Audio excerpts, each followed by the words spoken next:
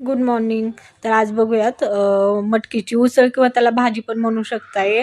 म्हणजे अशी नाश्त्याला पण खाऊ शकताय आणि चपातीसोबत पण खाऊ शकताय.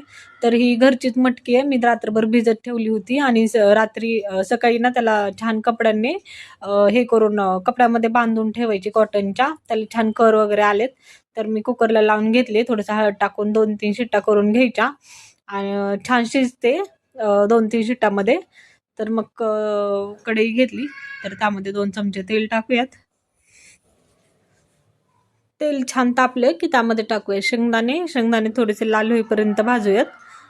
आणि शेंगदाणे भाजले की त्यामध्ये थोडीशी मोहरी ॲड करूयात. लगेच मोहरी ॲड करून घेते. मोहरी ॲड केली की त्यामध्ये जिरं पण ॲड करून घेऊयात.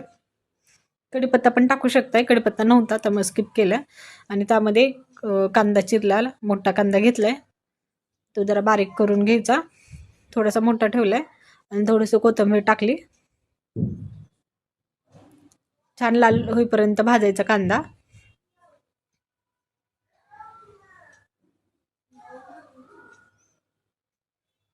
कांदा छान भाजला की त्यामध्ये टोमॅटो ॲड करायचं. एक मोठा टोमॅटो चिरून घेतलाय. टोमॅटो थोडंसं मऊ होईपर्यंत तेलामध्ये परतायचा. त्यामध्ये लगेच चवीपुरतं मीठ ॲड करूयात आणि थोडीशी हळद ॲड केली आणि ह्याच्यामध्ये थोडासा घरगुती काळा मसाला ॲड केला आहे. टेस्ट खूप छान लागते काळ्या मसाल्याची. लाल तिखट पण ॲड करू शकता, पण काळ्या मसाल्याची मस्त टेस्ट लागते. तर हा घरगुती काळा मसाला आहे. 2 चमचे मसाला टाकला, छान मिक्स करून घ्यायचं. थोडंसं मऊ झालं टोमॅटो वगैरे पण त्यामध्ये लगेच आपण कुकरची शिट्टी करून घेतलेली मटकी टाकून घेऊयात.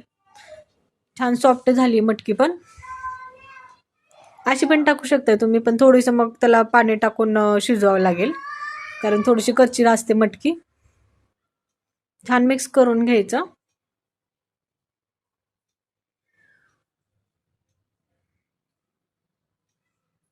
हे बघा 2-3 मिनटं हलवून घ्यायचं छान. ऑलरेडी तर शिजली आहे, पण 2-3 मिनटं थोडंसं त्याच्यातलं पाणी आटून द्यायचं आणि त्याला झाकून लावून 1-2 मिनटं थोडीशी वाफ काढून घेऊयात.